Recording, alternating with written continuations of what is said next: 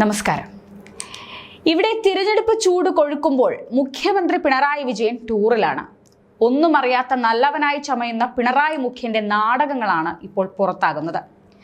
രാജ്യത്ത് തന്നെ ഒരൊറ്റ കമ്മ്യൂണിസ്റ്റ് മുഖ്യമന്ത്രി മാത്രമേ ഉള്ളൂ എന്നിരിക്കെ മുഖ്യമന്ത്രി പിണറായി വിജയന് രാജ്യത്ത് മുഴുവൻ കമ്മ്യൂണിസ്റ്റ് നേതാക്കൾക്കിടയിലും പ്രാധാന്യം ഏറെ തന്നെയാണ്.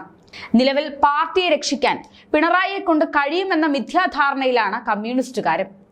രാജ്യത്ത് മൂന്നാം ഘട്ട തിരഞ്ഞെടുപ്പ് നടക്കുന്ന സാഹചര്യത്തിൽ ഇന്ത്യ സഖ്യത്തിനൊപ്പം ഇരുന്ന് മത്സരിക്കുന്ന കമ്മ്യൂണിസ്റ്റുകാർക്ക് വേണ്ടിയും ഒപ്പം മറ്റ് കോൺഗ്രസുകാർക്ക് വേണ്ടിയും വോട്ട് പിടിക്കാൻ പിണറായി വിജയൻ നിർബന്ധിതനാവുകയാണ്. എന്നാൽ ഞാനില്ല എന്ന സാമട്ടിലാണ് സംസ്ഥാനം ഭരിക്കുന്ന കമ്മ്യൂണിസ്റ്റ് മന്ത്രിയുടെ നടപ്പ്. അപ്പോഴും നമ്മുടെ മുഖ്യമന്ത്രി ടൂറിലാണ്. സ്വകാര്യ ആവശ്യങ്ങൾക്കായി കുടുംബത്തിനൊപ്പം ടൂറിൽ. CPM രണ്ടിടത്ത് മത്സരിക്കുന്ന തമിഴ്നാട്ടിലും പിണറായി പോയിരുന്നില്ല എന്നതും വലിയ ചർച്ചയായി. DMKയും കോൺഗ്രസും അടങ്ങുന്ന സഖ്യത്തിലാണ് ഇവിടെ ഇടതു പാർട്ടികൾ. കേരളത്തിൽ കോൺഗ്രസിനെതിരെ അതിശക്ത പ്രചാരണം നയിക്കുകയായിരുന്ന പിണറായി തമിഴ്നാട്ടിലേക്ക് വേണ്ടെന്ന് അവിടുത്തെ പാർട്ടി തീരുമാനിച്ചെന്നായിരുന്നു ഇവിടുത്തെ പ്രതിപക്ഷ ആരോപണം. 2019 ബംഗാളിലും ത്രിപുരയിലും കോൺഗ്രസ് സഖ്യമുണ്ടായിരുന്നില്ല. ഇത്തവണ രണ്ടിടത്തും സഖ്യമുണ്ട്. 7ാം ഘട്ട തിരഞ്ഞെടുപ്പിന്റെ 3ാം ഘട്ടം ഇന്ന് നടക്കുന്നതേയുള്ളൂ. ബംഗാളിൽ ജൂൺ 1 വരെയുള്ള എല്ലാ ഘട്ടങ്ങളിലും വോട്ടെടുപ്പുണ്ട്.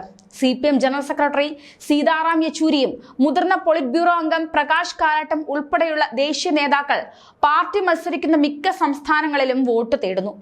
അതേ ദേശീയ നേതൃനിരയിലുള്ള മുതിർന്ന PB അംഗമായ പിണറായിക്ക് പക്ഷേ കേരളത്തിന് പുറത്ത് റോളില്ല എന്ന് വേണം പറയാൻ.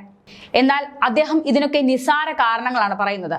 ഭാഷ അറിയില്ല, കേരളത്തിന് പുറത്തുപോയി പ്രചാരണം നടത്താനാകില്ല എന്നൊക്കെ. വിദേശത്ത് നിന്ന് 21-ന് തിരിച്ചെത്തിയ ശേഷം ഏതെങ്കിലും സംസ്ഥാനത്ത് അദ്ദേഹം പ്രചരണത്തിന് പോകുമെന്നും നിലവിൽ വിവരമില്ല. കേരളത്തിന് പുറത്ത് പ്രചാരണത്തിന് പിണറായി അങ്ങനെ പോകാറില്ലെന്നാണ് തിരഞ്ഞെടുപ്പ് സമയത്തെ വിദേശയാത്രയെക്കുറിച്ച് ചോദിച്ചപ്പോൾ പാർട്ടി വൃത്തങ്ങളും കേന്ദ്രങ്ങളും ഒക്കെ ചൂണ്ടിക്കാട്ടുന്നത്. ഫെബ്രുവരിയിൽ കേന്ദ്രത്തിനെതിരെയുള്ള ഡൽഹി സമരവേളയിൽ കേരള മുഖ്യമന്ത്രി പ്രതിപക്ഷ ചേരിയുടെ മുഖമായെന്നായിരുന്നു ഇടതു പ്രചാരണം. പക്ഷേ 3 മാസം കഴിഞ്ഞ് രാജ്യം തിരഞ്ഞെടുപ്പിന്റെ പൊരിവെയിലിൽ നിൽക്കുമ്പോൾ മുഖ്യമന്ത്രി വിദേശത്തും ടൂറിലുമൊക്കെയാണ് എന്ന സത്യം നമ്മൾ മനസ്സിലാക്കണം. ഇവിടെ നിരന്തരം കോൺഗ്രസിനും പ്രത്യേകിച്ച് രാഹുൽ ഗാന്ധിക്കുമെതിരെ കടന്നാക്രമണം നടത്തുന്ന പിണറായിക്ക് മറ്റു സംസ്ഥാനങ്ങളിൽ പോയി രാഹുൽ ഗാന്ധിക്കും കോൺഗ്രസിനുമൊപ്പം കൈകോർത്ത് നിൽക്കാനുള്ള ജാള്യതയാണ് തിടുക്കപ്പെട്ട നാട് വിടാൻ പിണറായിക്ക് പ്രേരണയായതെന്നും വലിയ ചർച്ചയുണ്ട്.